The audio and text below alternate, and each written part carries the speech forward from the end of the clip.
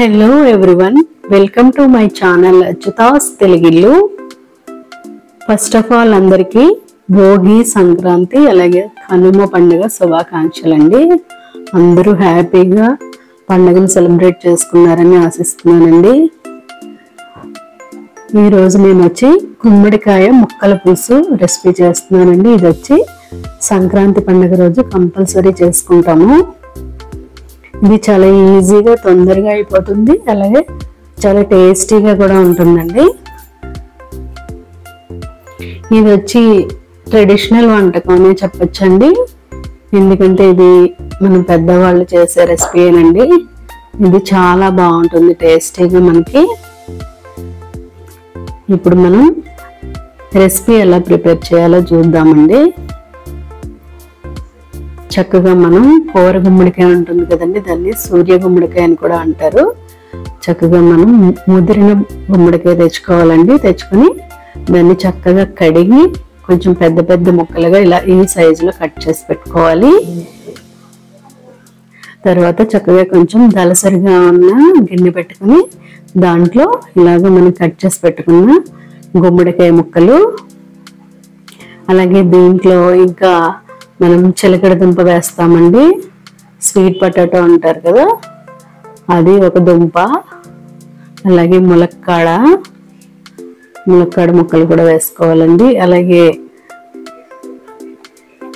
వంకాయ,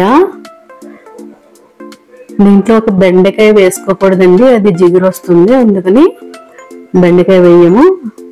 అలాగే ఈ పులుసుకు సరిపడిగా పచ్చిమిర్చి నేను ఒక 8 పచ్చిమిర్చి, ఒక 8 పచ్చిమిర్చి తీసుకుని చక్కగా చీలికలుగా చేసుకుని అవి, అలాగే ఒక 2 టమాటాలు, అవి కూడా మనం సన్నగా స్లైసెస్గా కట్ చేసుకున్నవి. తర్వాత కొద్దిగా ఒక స్పూన్ పసుపు వేసుకుని, అలాగే ముక్కలు ఉడకడానికి సరిపడగా వాటర్ పోసుకోండి. ఒక గ్లాస్ వాటర్ పోసుకుంటే సరిపోతుంది. స్టవ్ మీద పెట్టుకుని మూత పెట్టుకుని చక్కగా ముక్కలు మగ్గే వరకు, అంటే పూర్తిగా మగ్గిపోక్కర్లేదండి, సగం ముక్కలు ఉడికే వరకు మనం ఇలా వాటర్ పోసుకొని మూత పెట్టుకుని చక్కగా ఉడికించుకోవాలి.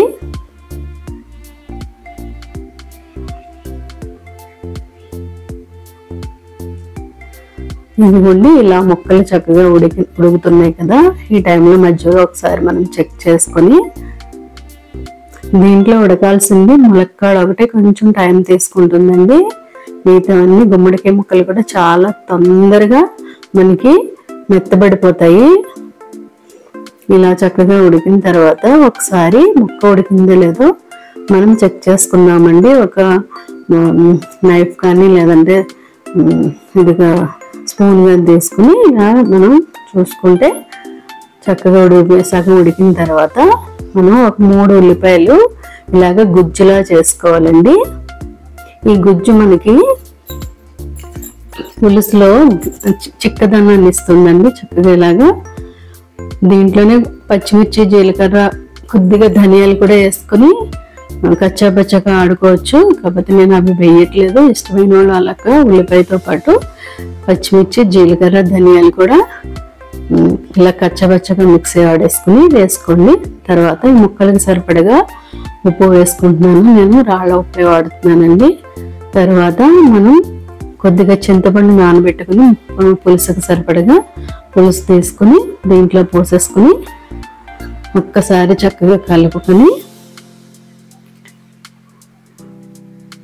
మూత పెట్టుకుని ఉడికించుకోవాలండి. ఈసారి మనకి పులుసుతో ఉడికిన ముక్కలు మంచి టేస్ట్ వస్తాయండి. ఆల్రెడీ సగం ఉడికిపోయింది కాబట్టి మనం పులుసు పోసిన చక్కగా ముక్కలు పులుసుని పీల్చుకొని ఉడుకుతాయండి. లేదంటే మనం మొత్తం ఉడికిపోయిన తర్వాత పులుసు పోస్తే ముక్కలు బాగా మెత్తగా పీస్ అయిపోయినట్టు ఉంటాయి. అలా కాదు, మనకి ఏ ముక్క ఆ ముక్క తగులుతూ ఉంటే చక్కగా బాగుంటుంది. ఇప్పుడు దీంట్లోనే మనం కరివేపాకు రెబ్బలు 2 వేసుకుని మూత పెట్టుకుందామండి. కరివేపాకు ఫ్లేవర్ అంతా చక్కగా దాంట్లోకి దిగుతుంది. అలాగే దీన్ని పులుపుని బ్యాలెన్స్ చేయడానికి మనం బెల్లం ముక్క కంపల్సరీ వేసుకోవాలండి. ఎక్కువ తినేవాళ్ళు దీనికన్నా కొంచెం పెద్ద సైజు వేసుకోవచ్చు. అలాగే కొద్దిగా కారం ఒక స్పూన్ వేస్తున్నానండి నేను. ఇవన్నీ సమపాళ్ళలో వేసుకుని చక్కగా మూత పెట్టి సిమ్లో మగ్గించుకోవాలండి. ములక్కాడ ముక్క ఉడికితే మనకి పులుసు రెడీ అయిపోయినట్టే. ఈ లోపల మనం పోపు ప్రిపేర్ చేసుకుందాము. పోపు కోసం మనం ప్యాన్ పెట్టుకుని ఒక 1/2 స్పూన్ మెంతులు, ఆయిల్ వేసుకుని 1/2 స్పూన్ మెంతులు, అలాగే 1/2 స్పూన్ జీలకర్ర, అలాగే ఒక 1/2 స్పూన్ ఆవాలు వేసి దీనిలోనే ఒక 4 నుండి 5 ఎండుమిర్చి పోపు వేసుకుని, అలాగే వెల్లుల్లి రేకలండి. మనం పోపుకి మంచి టేస్ట్ రావాలంటే వెల్లుల్లి రేకలు, పులుసుకు సరిపడగా వెల్లుల్లి రేకలు తీసుకొని చక్కగా కచ్చాపచ్చగా దంచుకుని వేసుకోండి. అలాగే కొద్దిగా ఇంగు కూడా యాడ్ చేసుకోండి. అలాగే కరివేపాకు కూడా ఎక్కువ యాడ్ చేసుకోండి. ఈ పులుసుకి పోపే మంచి కమ్మదానాన్ని తీసుకొస్తుందండి. పోపుని దోరగా వేయించుకోండి. ఈ లోపుగా మనం వేసిన కరివేపాకు రబ్బలను తీసేసి, ఫ్లేవర్ అంతా అందులో దిగిపోయి ఉంటుంది కదా, ఈసారి మనం అది తీసేసి మళ్ళీ మనం ఇలా పోపులో వేస్తాం కాబట్టి కరివేపాకు ఈ పులుసులో మనం ముందుగా వేయించి పెట్టుకున్న పోపుని తీసుకొచ్చి యాడ్ చేయండి. పోపు వేసిన వెంటనే మనకి మంచి ఫ్లేవర్ వస్తుందండి. ఇప్పుడు కూడా పప్పులో కానీ పులుసుల్లో కానీ వెల్లుల్లి రేకలు చక్కగా ఇలా దంచి వేసుకుంటే చాలా మంచి టేస్ట్ వస్తుందండి. తప్పకుండా ఒకసారి ట్రై చేసి చూడండి. ఇప్పుడు మనం పులుపు, కారం, ఉప్పు సరిపోయిందో లేదో ఒక్కసారి చెక్ చేసుకుని ఏదైనా తక్కువైతే వేసుకుని మనం పోపు వేసిన వెంటనే కొద్దిగా కొత్తిమీర కూడా వేసేసుకుని మూత పెట్టేయాలండి. పోపు ఫ్లేవర్ బయటికి పోకుండా మూత పెట్టేస్తే మనకి పులుసుకు పట్టేస్తుంది ఆ ఫ్లేవర్ అంతా. ఇదిగోండి మన చక్కని కమ్మని గుమ్మడికాయ ముక్కల పులుసు రెడీ అయిపోయిందండి.